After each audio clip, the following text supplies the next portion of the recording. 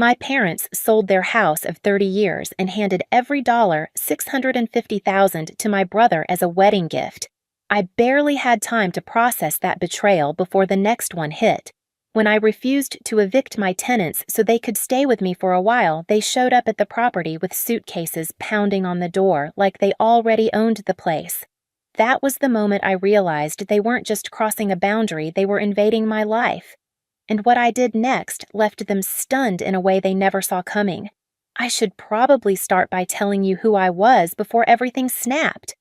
My name is Nora, and for the last 8 years, I've built a small but thriving interior design and custom furniture studio out of sheer stubbornness and sawdust.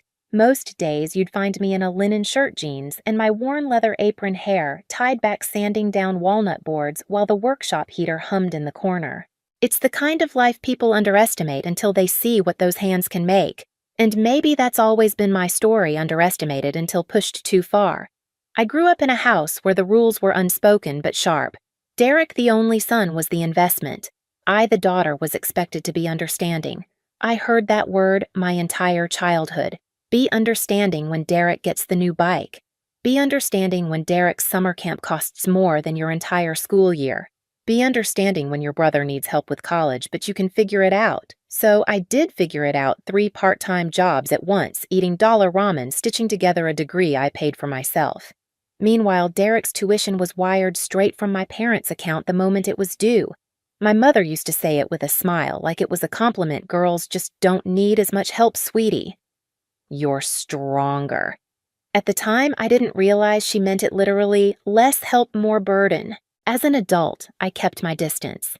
Not because I didn't love them, but because I could breathe better when I wasn't being squeezed into the role of the forever responsible child. Then, I married Ethan, the first person who truly saw me, not the version shaped by guilt or obligation, but the woman who fought her way into a craft she loved. We bought a cozy home in Highlands Ranch and started talking about building a family. Quiet mornings with coffee on the porch. Late-night naming lists for the baby growing inside me. The soft kind of future I'd worked years to earn. And part of that stability came from the Lakewood rental property, a small, steady investment I bought with my own savings. Jake and Amanda lived there, a young couple trying to get on their feet. They paid on time, kept the place clean, never caused trouble. In my mind, they were the kind of tenants any landlord would bend over backward to keep. Which is why when my parents called one afternoon sounding breathless with excitement, I had no reason to brace myself. They told me they'd sold their house 30 years of memories, the porch swing Dad built the kitchen, Mom painted 3 times. I imagined them finally taking cruises, gardening, settling into a slower life. I even smiled when Mom described how fast the place sold. Then she said it. We gave the money to Derek. All $650,000. Isn't that wonderful? I pressed the phone to my ear, waiting for the part where she laughed or said, just kidding, or even paused long enough to hear my silence. But she kept talking, listing the amenities of the penthouse Derek had found downtown. And then came the line that shifted something deep inside me. We'll be moving into your rental for a little while. Just tell those tenants to leave. I don't remember what I said after that. Something flat and polite, the kind of response you give when your brain disconnects to protect itself. I hung up and stared at the wall of my studio while the scent of freshly cut oak floated around me, sharp and grounding. My parents had just given my brother $650,000 and without hesitation decided my property, my investment, would become their fallback plan. No request, no conversation. Just an expectation wrapped in entitlement. I told Ethan that night. He stood at the kitchen counter, hands braced on the granite, listening without interrupting. You're not actually considering evicting them, he said gently. Of course not. The answer was immediate, instinctual. It's not even legal. And it's not right, he added. I nodded, but my stomach tightened because I knew what was coming.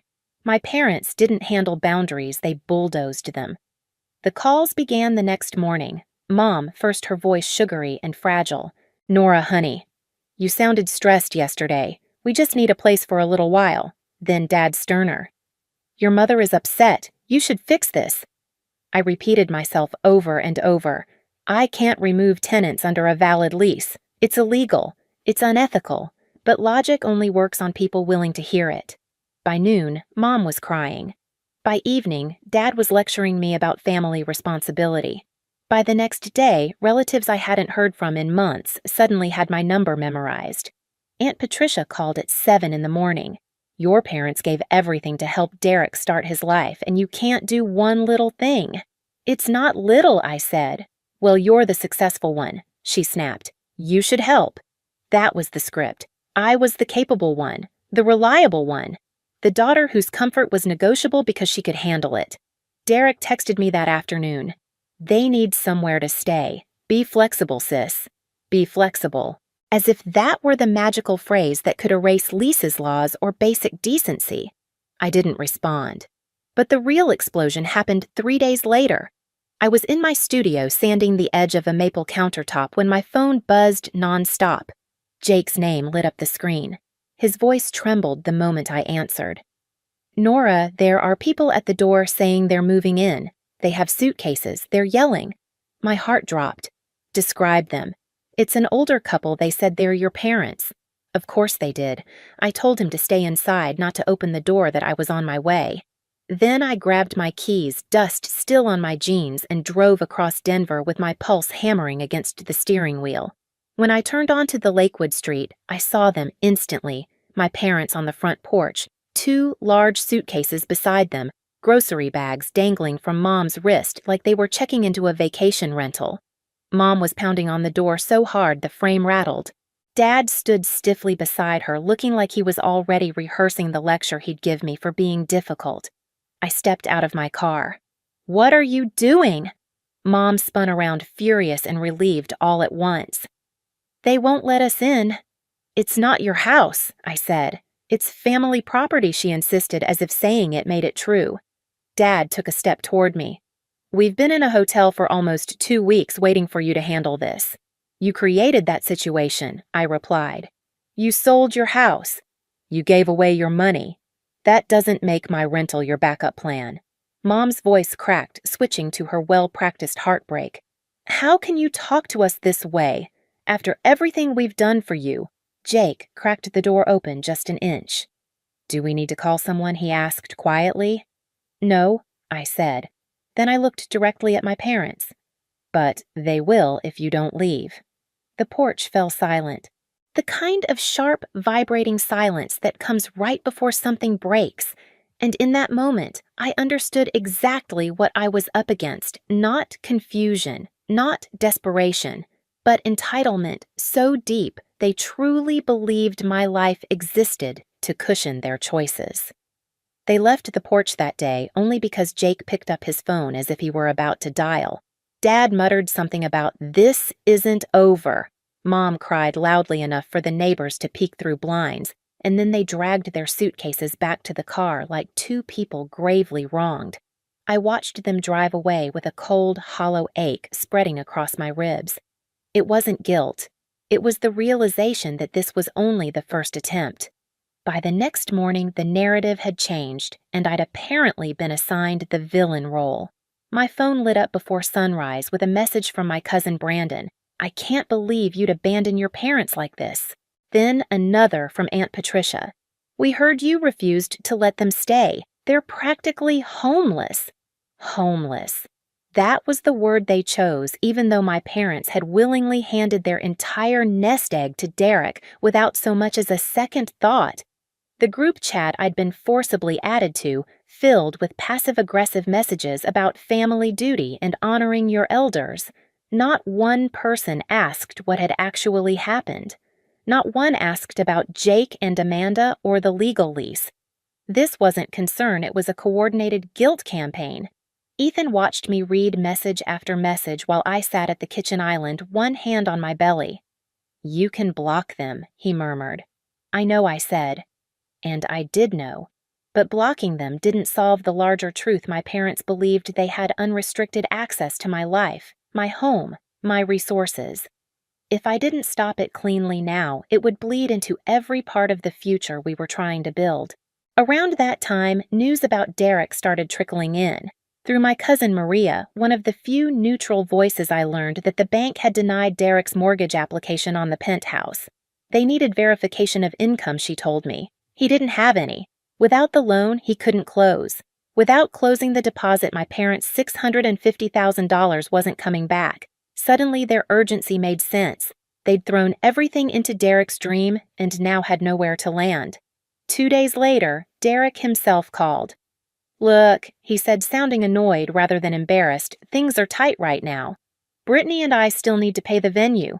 It's only $18,000. Can you help? Only $18,000? As if I kept stacks of cash in the pantry for moments like this? I didn't even hesitate. No. His silence wasn't surprise, it was offense. "Wow," he said. "Real supportive sis." Supportive. Another word twisted into a weapon. That night, after one more round of messages from relatives insisting I step up, something inside me locked into place. I opened my laptop and began writing an email, not emotional, not defensive, but factual. A timeline of events, screenshots of the lease, records of the sale, every detail in clear, undeniable language. At the end, I added one line. "If anyone believes my parents deserve housing more than my tenants do, please let me know when they can move in with you." Then I hit send to 30 people. By the next morning, the group chat was silent. The silence after my email lasted almost a full day, long enough for me to hope briefly that the worst had passed.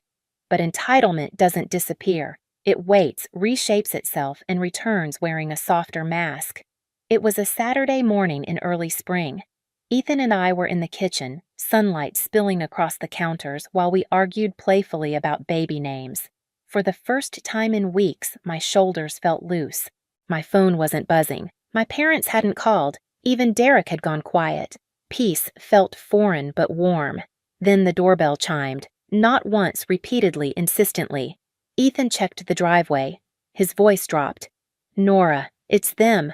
I opened the Ring app, and there they were, my parents on the porch, dressed nicely, as if they were arriving for a holiday dinner, rather than ambushing the daughter they'd been attacking for weeks.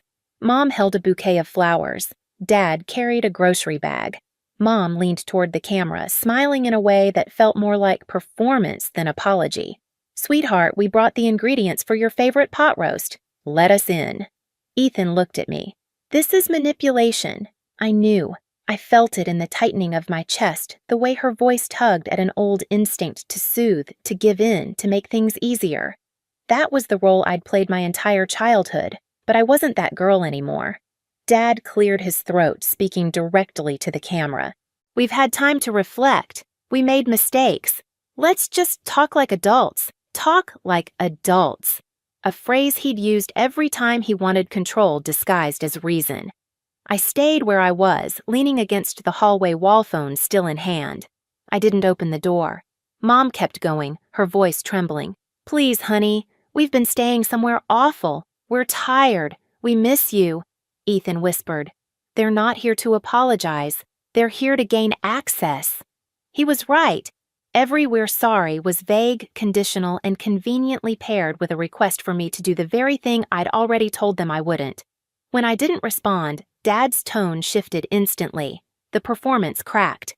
"Nora, this is childish. Open the door." Mom echoed him louder. "We are your parents. We deserve respect." Respect. They used the word like a blade. When neither of us moved, Dad stepped back and crossed his arms. "If you don't let us in, we'll stay here until you do. You can't ignore us forever." My pulse thudded steadily, not panicked, just clear. This was it. The final escalation. They wanted a scene, a crack, any sign I could be guilted back into compliance.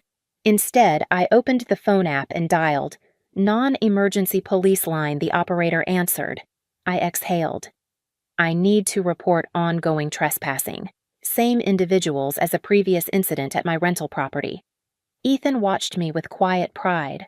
I watched myself in a way too like someone finally stepping into the life she wanted. Outside, my parents kept talking, unaware I'd just made the call that would redefine our relationship. "Think about the baby," Mom pleaded suddenly, as if the mention of my pregnancy might soften me. "Don't you want us involved? Not like this," I thought. Not with ownership instead of love. Dad knocked again, harder this time. Nora stopped being dramatic. It was almost laughable coming from the people staging a doorstep intervention with flowers and guilt. When the police car turned onto our street, their heads snapped toward it. Mom's face crumpled instantly. Dad's jaw clenched. They both stepped back uncertain for the first time. The officer approached calmly. "Ma'am, sir, the homeowner has requested you leave the property." Mom pointed toward the door. "We're her parents." "She's confused." "She's not," Ethan said from behind me. The officer nodded at them. "You need to leave now. You've been asked before." Dad looked directly at the camera, eyes hard. "You'll regret this, Nora." But regret was never on the table. Relief was. They left slowly, dramatically, like actors hoping the audience would feel sorry for them. The car door slammed, the engine turned over, and they drove away without another word. When the officer left, Ethan wrapped his arms around me. I didn't cry. Instead, something inside me unlocked quietly, decisively. A breath I'd been holding for years finally left my body. But the day wasn't done. That evening, my phone buzzed again. Derek. I almost didn't answer, but curiosity won. "What did you do?" he barked. "Mom is hysterical. Dad's furious." "I protected my home," I said. "You humiliated them." "They created the situation," I replied. "I enforced a boundary." He scoffed. "Unbelievable. They gave me everything to build my future, and you can't even give them a place to stay." There it was. The hierarchy laid bare. They gave you everything, I said, softly. Not me. A long silence stretched between us. "Then, you're going to pay for this," he hissed. I hung up. But the real ending wasn't a call or confrontation. It came 2 days later in a plain envelope delivered to my parents' new apartment, the one bedroom they'd finally rented when all their options fell apart. A formal notice drafted by my attorney. Cease trespassing or face further legal action. Any additional attempts to enter my properties would be documented and submitted. According to Maria, my parents went pale reading it. Not angry, not devastated, reeling. In the weeks that followed, the noise around me finally quieted. My parents moved into a modest one-bedroom on the edge of town, nothing like the life they'd imagined when they handed Derek $650,000, but it was the only place they could afford. The calls from relatives faded too, once they realized the version of the story they'd been fed didn't hold up against fax leases and the police report. Entitlement is loud at first, but it dies quickly when no one feeds it. Jake and Amanda stayed in the Lakewood house grateful and steady, sending me updates about the garden they'd planted in the backyard. Their kindness felt like the universe reminding me I'd chosen the right people to protect. At home, quiet returned, real quiet, the kind that settles into the walls and stays. Ethan and I finished the nursery brushing soft green paint onto the walls while sunlight drifted through the window. Every stroke felt like reclaiming something space safety, a future unmarred by manipulation. For the first time in my life, my boundaries weren't questioned or punished. They simply existed, and the life on the other side of them was peaceful. Looking back, people assume the hardest part was calling the police on my own parents. It wasn't. The hardest part was realizing how long I'd lived smaller than I needed to, shrinking myself to keep the peace, accepting scraps of respect, because I was told daughters should be understanding, but peace built on silence isn't peace at all. It's surrender. And the day I stopped surrendering, my life finally opened. My parents may never understand the line I drew, but that line is why my child will grow up in a home shaped by love, not obligation. That's the legacy I choose. If any part of my story felt familiar, share your experience in the comments. And if you want more real stories about family boundaries and finding your voice, make sure you subscribe so you don't miss the next one.